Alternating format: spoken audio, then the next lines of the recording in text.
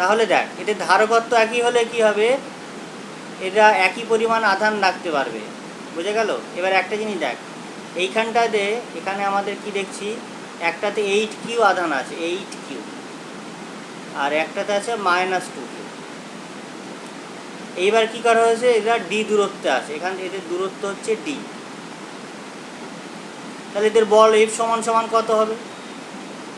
আমরা যেহেতু এখানে সিজিএসসি করব, আমরা তো শর্টকাটে টার্গেট, এসআই কোনো ক্যাপাসিটার বা মানে একক নেই, এখানে একক নেই, মানে আমরা সিজিএসসি করব। তাহলে সিজিএসসি কী হবে, Q1 Q2 by R square, Q1 Q2 by R square. তাহলে কিউ হচ্ছে 8Q into 2Q by R square, আর মানে এখানে ডি দূরত্বের স্কোয়ার। আচ্ছা এখানে -Q নেব না, মাইনাস ডিরেকশান বোঝায়, কারণ এখানে বল হচ্ছে ভেক্টর কোয়ান্টিটি, ভেক্টরে আমরা মাইনাসটা আমরা ডিরেকশান বোঝাতে নেই। আচ্ছা এরপরে আমাদের এখানে কি কি বলা হচ্ছে, যে এখানে এইটা হলো এফ এর মান, ঠিক আছে, এফ এর একটা এটা মান আসবে 8×16 Q square by D square, এটা হলো এফ এর মান। এইবার কি বলছে, গোলক দুটিকে স্পর্শ করানো হলো, এটা হলো সেকেন্ড কেস, এটা হলো ফার্স্ট কেস। গোলক দুটিকে আমাকে স্পর্শ করানো,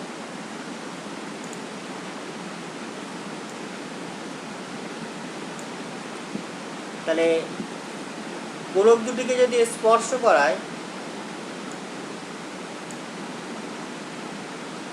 তাহলে কি হবে, স্পর্শ করানোর পরে এদের আধান দুটো সেম হয়ে যাবে, একই আধান হবে। কেন একই আধান হবে, কারণ হচ্ছে এদের বিভব একই হবে।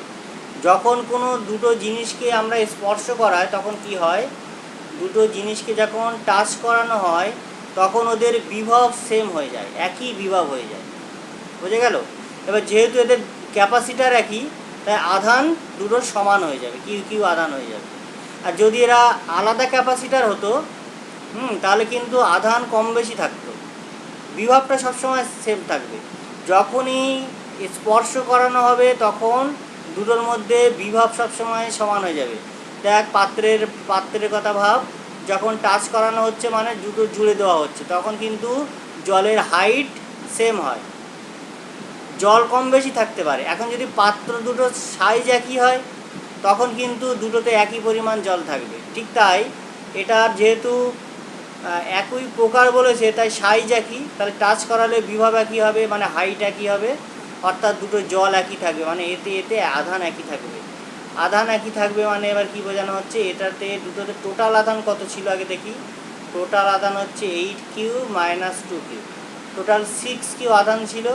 তাহলে এবার দুটোতে সমান সমান থাকবে, 3Q আধান থাকবে, এবং এদের দূরত্ব বলে দিয়েছে কত, 2D। তাহলে এইবার আবার ফোর্স বার করতে হবে, ফোর্স। এবার F dash, Q1 Q2 by R square, Q1 হচ্ছে 3Q into 3Q by 2D তার হোল স্কোয়ার। তাহলে এখান থেকে এই যে কিউ স্কোয়ার বাই ডি স্কোয়ারের মান বার করে এইখানটায় বসিয়ে দিই, তাহলে বেরিয়ে যাবে, ঠিক আছে। এই যে আগেরটা থেকে এই আগের এই ফর্মুলা থেকে Q square by D square বার কর, আসছে f/16, f/16 আসছে।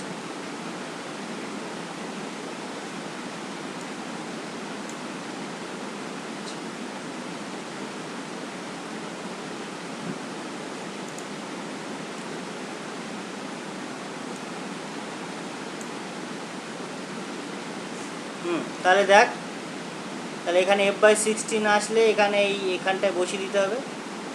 এখানকার কত এসছে, ওখানে বসিয়ে 9f/64 আসছে, 9 বাই কত, 9/4 ইন্টু f/16, তাহলে কত আসছে, 9/64। আচ্ছা 9/64 উত্তর হবে, 64। 9/64, এখানে উত্তর ভুল আছে, এটা 9/64 এফ হবে, ঠিক আছে।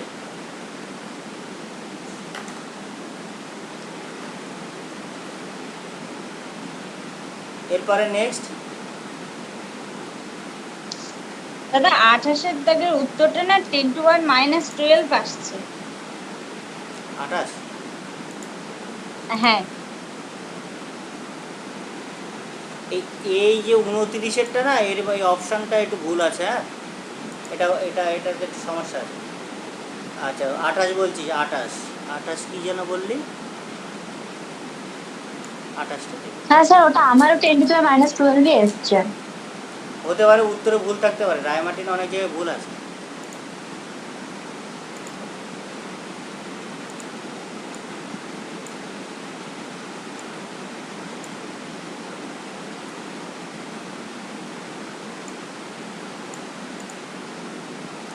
আচ্ছা, এটা 28-এর দাগেরটা কি বলছে? এত ভ্রামক বিশিষ্ট এটি তড়িৎ দ্বিমেরু এত প্রাবল্যে তড়িৎ ক্ষেত্রে রাখা আছে, 60 ডিগ্রি ঘোরাতে কার্য কত? তো কার্যের সূত্র কি বল, তোরাই বল, কার্যের সূত্র কি? কার্যের সূত্র কি? ডব্লু সমান PE cos theta 1 minus cos theta 2।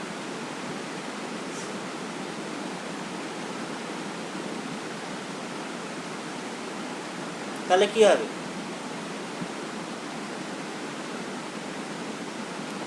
60 degree মানে কি? 0 থেকে 60 ডিগ্রি।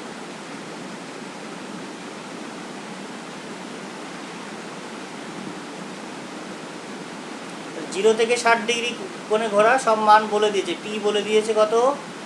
5 ইন্টু 10⁻⁻8 সেন্টিমিটার আছে, সেন্টিমিটার। এই সেন্টিমিটারটাকে মিটার করতে হবে। কি বলে সেন্টিমিটার ভ্রামক? ও coulomb metre, sorry coulomb metre, আমার এটা ভুল, সেন্টিমিটার, এটা কুলম মিটার, সরি এটা তো দ্বিমেরু ভ্রামক কুলম মিটারই হবে। এই সিটা বড় হাতের হবে, কেন বলতো? কুলম তো বিজ্ঞানীর নাম অনুসারে, এই জন্য এইখানটা প্রিন্টিং মিস্টেক আছে এইখানটায়। ওকে, সিটা ক্যাপিটাল লেটার হবে। আচ্ছা, তাহলে এখানে হচ্ছে কুলম মিটার। আর তড়িৎ দ্বিমেরু এত তড়িৎ ক্ষেত্র ইও বলে দিয়েছে। ই কত? ই হচ্ছে 4 ইন্টু 10⁻⁻5 নিউটন পার কুলম। তাহলে এইখানে মান বসিয়ে দে, থিটা 0 ডিগ্রি, থিটা 0 ডিগ্রি, 0 থেকে 60 ডিগ্রি কোণে ঘোরাতে হবে। থিটা এখানে 0 বসা, আর এখানে 60 ডিগ্রি বসা, বসিয়ে কত আসছে? এটা বসিয়েছিলি পি 0 ডিগ্রি, ইন্টু হাফ আসছে। হ্যাঁ স্যার, বসিয়েছি। 0 cos 0 1, 1 এখানে হাফ, হাফ মানে হাফ আসছে। আচ্ছা পি, তো তারপর কি হলো? উত্তর তারপরে মেলেনি? ওইখানে মান বসিয়ে তাই 10⁻12 আসছে। 10⁻12। 12। হ্যাঁ, অসুবিধা নেই, হ্যাঁ ওইটাই হবে। এই মানগুলো বসিয়ে দিয়েছিলি? হ্যাঁ হ্যাঁ। ঠিক আছে ঠিক আছে। এরা ভুল করেছে, এটা উত্তরের অপশানে এইটা দুইটা, এইটা না এইখানটায় হয়তো -12 হবে হয়তো, এর মধ্যে একটা এক পড়েনি হয়তো, প্রিন্টিং মিস্টেক হয়েছে। অপশান কি এই দেওয়া আছে? হ্যাঁ হ্যাঁ এই অপশান এ দেওয়া আছে, এই কারণে এখানে একটা এক পড়ে, প্রিন্টিং মিস্টেক কিছু আছে, বোঝা গেল? এছাড়া আর উত্তর হবে না, বোঝা গেল? এই উত্তর হবে, মানে এ আর কোনো ফর্মুলা নেই। তাহলে ব্যাস, এরপরে নেক্সট কি হবে?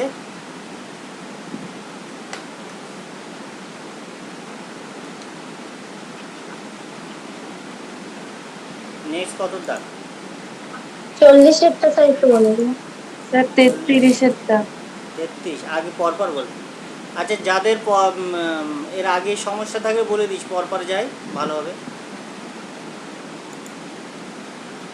33-এর আগে কারো সমস্যা, কত বলি? 33? হ্যাঁ স্যার।